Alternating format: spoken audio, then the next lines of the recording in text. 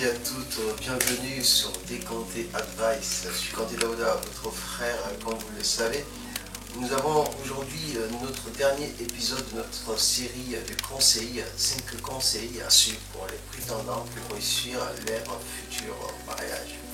Aujourd'hui, la thématique que nous allons traiter, et c'est la dernière thématique de notre série, en tout cas la première, elle va porter sur le sentiment, la sincérité du sentiment vis-à-vis de son partenaire, de sa partenaire, ainsi que le rôle des beaux-parents et plus particulièrement le rôle de la belle-mère dans la vie de couple, parce que c'est important, c'est un facteur qu'il faut prendre au sérieux. Alors, bien avant de commencer, j'aimerais remercier tous ceux qui me suivent depuis le début de ces différentes vidéos sur ma chaîne. Je vous appelle à vous abonner sur ma chaîne YouTube et à me suivre sur mes différents canaux de communication. Tout de suite, le premier point, comme je vous l'ai dit, à savoir, quand vous avez envie de vous engager sur un projet de mariage, il est important de vous assurer de l'amour que porte votre partenaire pour vous. Avoir la conviction que cet amour-là soit réel, qu'elle soit sincère et qu'elle soit réciproque. Dès lors que vous avez un prétendant ou une prétendante et que vous vous questionnez, vous remettez en doute en fait son sentiment, ou que tout simplement vous pensez pouvoir trouver une personne, vous pensez à une personne que vous aimez plus qu'elle, dites-vous qu'il y a un problème. Et que face à ce dilemme, face à cette dualité, face à ce questionnement, qu'il faut résoudre le problème avant d'envisager de poursuivre votre projet. Il est important, lorsqu'on décide de s'engager dans le mariage, d'avoir vraiment cette certitude-là. Parce que lorsque vous vous mariez avec une femme ou avec un homme et que par ailleurs continuez à penser à une autre personne, malgré ces doutes, malgré ces questionnements que vous vous engagez dans le couple, votre couple n'ira pas loin. Il finira par se briser parce que tout simplement la personne que vous aurez en tête avant de vous engager, vous risqueriez de finir avec cette personne-là. Donc soyez sûr, soyez certain d'avoir l'amour pour votre partenaire et d'avoir la réciprocité de l'amour. Si une femme que vous voulez épouser ne vous aime pas au même titre que vous, ou tout simplement si elle n'a pas d'affection forte pour vous, elle n'a pas de sentiment fort pour vous, si vous vous engagez, vous partez droit au mur. C'est des conseils qui sont très importants à prendre en compte et qui permettent la garantie, la fiabilité de votre mariage. Ça, c'est un aspect. Le deuxième aspect, le deuxième conseil que je vais vous donner, c'est sur le rôle des beaux-parents. Mais bien avant d'aborder ce deuxième conseil, sur le premier conseil, j'ai déjà traité une vidéo qui parle en long et en large de ce facteur-là, donc la réciprocité du sentiment. J'aimerais illustrer cela par une histoire, un vécu. J'ai connu une personne qui s'est mariée avec une fille. Il aimait beaucoup cette fille-là pour ce qu'elle était. Par ailleurs, il doutait de son amour parce qu'il y avait des comportements qui ressurgissaient, qui faisaient qu'il doutait. Il avait en tête une autre personne qu'il aimait aussi, en fait, avant même de connaître cette femme. Finalement, il s'est marié avec la première parce que voilà, c'était plus simple pour lui, ils étaient ensemble. Et quand ils se sont mariés, il est arrivé que quotidiennement, qu'il pense à l'autre qu'il n'avait pas épousé, pour qui il avait plus d'amour. Et malheureusement, leur mariage n'a pas perduré. Ils se sont séparés parce que la femme qu'il a épousée, c'est naturel, c'est normal, elle était souvent jalouse. Et ça a créé des fissures dans leur couple et ça n'a pas permis malheureusement d'avoir une résilience forte face à cette crise de couple. Alors, avant de continuer, je vous laisse juste là, suivre cette vidéo publicitaire et puis on se reprend tout de suite.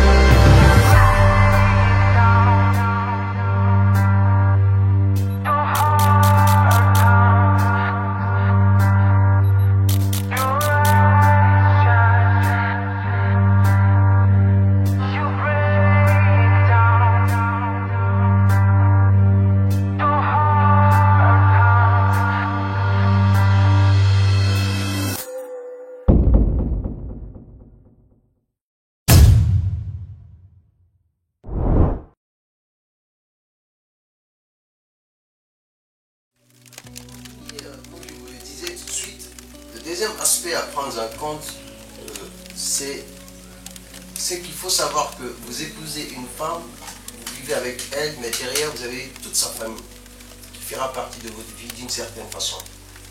C'est important, la noblesse de caractère de l'épouse, le comportement de l'époux est important, mais ce comportement doit refléter aussi celui de sa famille, de son père, de sa maman, de l'éducation qui est inculquée, de tout ce qui se vit dans cette famille-là.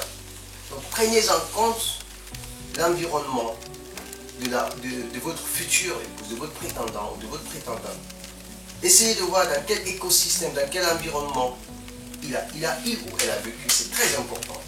Mais au-delà de tout cela, il faut voir, parce qu'il y a aussi des exceptions, parfois il y a des personnes qui sont exceptionnelles, mais il se trouve que leur famille est à l'antipode, à l'opposé des valeurs qu'ils dégagent ou qu'elles dégagent.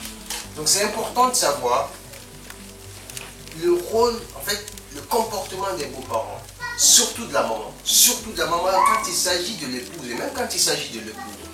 Parce que lorsque vous épousez une personne, quand vous avez un prétendant, vous avez une prétendante, qui se trouve que dès le départ, ça je vous l'ai dit, prenez en compte, dès le départ, la maman, surtout la maman, je dis bien, j'insiste dessus, la maman ne veut pas que vous vous mariez, que ce soit de l'un ou de l'autre des deux côtés. Mon frère, ma soeur, ne vous engagez pas. C'est un projet qui va être bâti sur du sable, du néant. Il n'ira pas loin. Il n'ira pas loin. Si vous avez une prétendante et que sa maman, dès le départ, ne veut pas de vous, faites des efforts. Si vous voulez, ce sont des questionnements qui sont objectifs.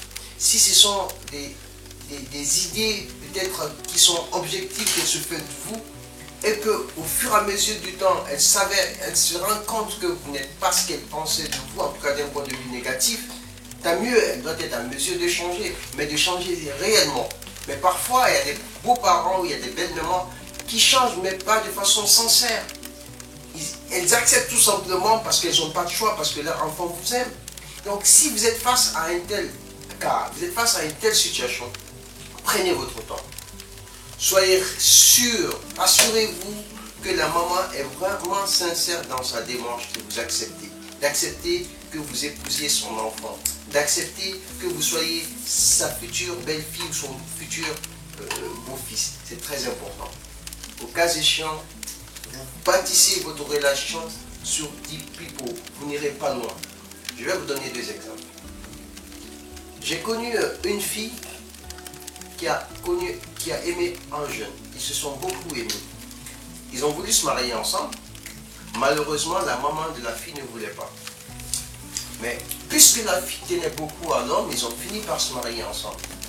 Et quand vous avez une fille qui est souvent, je ne dis pas que l'on ne doit pas écouter les parents, mais que lorsque la femme écoute toujours sa maman sur ce qu'elle dit, même parfois, c'est pour l'instrumentaliser, que ça ne va pas dans l'intérêt, c'est pas bon. Donc, une femme qui est toujours à l'écoute de sa maman, c'est bien, mais parfois c'est dangereux. Donc cette fille-là, malheureusement, elle écoutait beaucoup sa mère. Même quand elle était mariée, elle faisait rien sans sa mère. Elle était toujours au chevet de sa maman. Malheureusement, son couple s'est déchiré. Ils ont fini par se séparer. On impute la faute exclusivement à sa maman? On ne dira pas oui. Il y a une part de responsabilité ailleurs. Mais je veux parler ici surtout du rôle néfaste des beaux-parents et de la maman qui joue dans le couple. Donc ça, c'est un fait palpable. C'est un exemple réel. C'est du concret qu'il faut savoir. Un deuxième exemple, c'est un monsieur qui a voulu se marier avec une femme. Ils se sont aimés. Ils ont voulu se marier. La maman ne voulait pas, du monsieur ne voulait pas. La fille s'est mariée avec lui.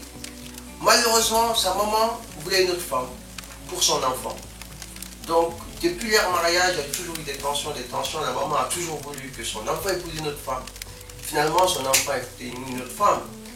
Voilà. Mais le couple, au bout du compte, il n'était pas aussi solide qu'il l'était au départ. Et ça crée toujours des tensions intestines au sein du couple. Donc, ce que j'ai envie de mettre en exergue à travers cette explication, c'est de vous dire que lorsque vous voulez vous engager dans un mariage, essayez de voir qui sera votre future belle-mère.